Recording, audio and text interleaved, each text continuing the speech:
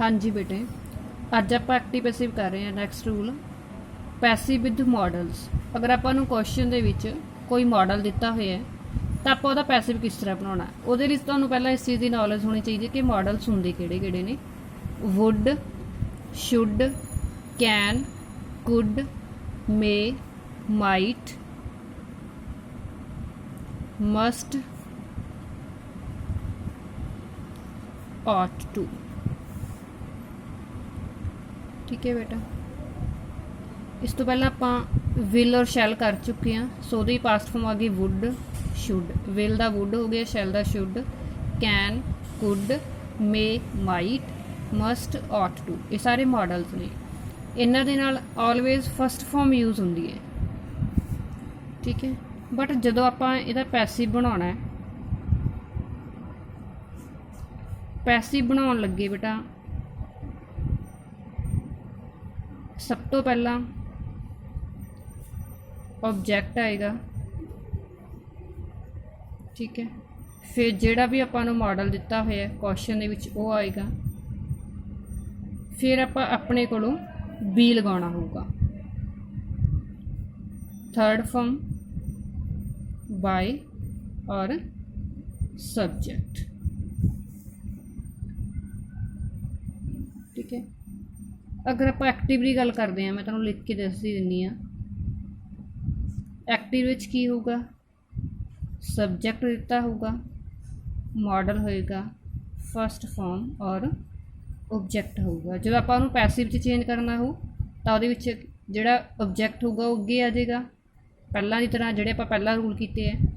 जिहड़ा भी model question दे विच है उही सेम मॉडल रहूगा, आपां मॉडल नूं कदी भी चेंज नहीं कर सकते। जे आपां नूं कैन दिता होया तो कैन दा कैन लगेगा बेटा, उन्होंने कुड च चेंज नहीं करूँगी। मे दिता तो मे ही लगेगा, माइट नहीं बनाऊँगी। ठीक है, इस गल का ध्यान रखना है। जो भी मॉडल क्वेश्चन के उही सेम आंसर चाहिएगा। आप ऐड करांगे बी। ठीक है, तुहानूं याद होना जो मैं तुहानूं फ्यूचर इंडेफिनिट टेंस का पैसिव दस्सिया सी तो उत्थे विल शैल लगे हुए सीगे। विल शैल दे नाल भी आपां बी ऐड कीता सी, इत्थे भी बी लगेगा।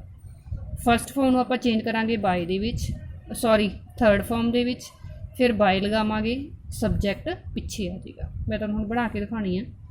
He can do it, it अगे आ जाएगा, मॉडल सेम रख लो, कैन। ऐड की करना आपां बी, तो इत्थे बी लगा देंगे। Do, did, done, third form आ गई डन। बाय ही नूं आपां कन्वर्ट कर देंगे हिम दे विच। ठीक है, होर देखो, यू मे हैल्प अस। अपना फर्स्ट सेंटेंस ही इनू आप सेकंड लिख लेंगे। हाँ जी, अस नूं चेंज कर देंगे बेटा वी दे विच, मॉडल लिख लो, मे सेम रह गया, बी ऐड कर देंगे, थर्ड फॉर्म लगा दो, हैल्प्ड बाय यू। यू ए वाला पिछे आ गया, सेम रह गया। ठीक है जी, ये हो गया अपना अफर्मेटिव का रूल। जे बेटा इनू आपां नूं नैगेटिव दिता होगा तो एक्टिव दे विच सबजैक्ट होगा, मॉडल होगा, मैं एम लिख रही हूँ मॉडल दे लिए, not, first form, object. Passive च ऑब्जेक्ट, मॉडल, नेगेटिव है not, be, third form, by, subject. ठीक है, फॉर एग्जाम्पल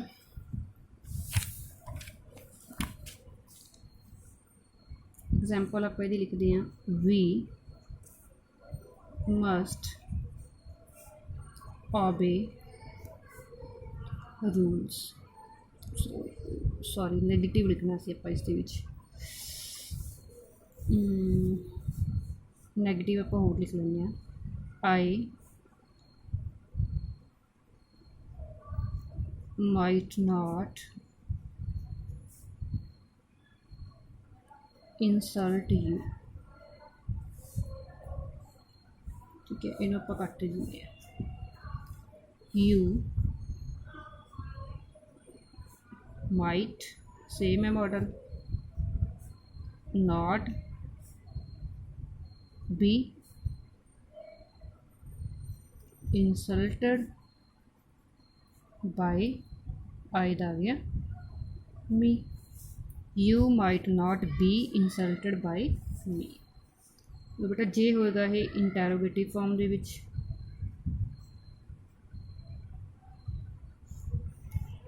तां एक्टिव दे विच मॉडल अगे होगा,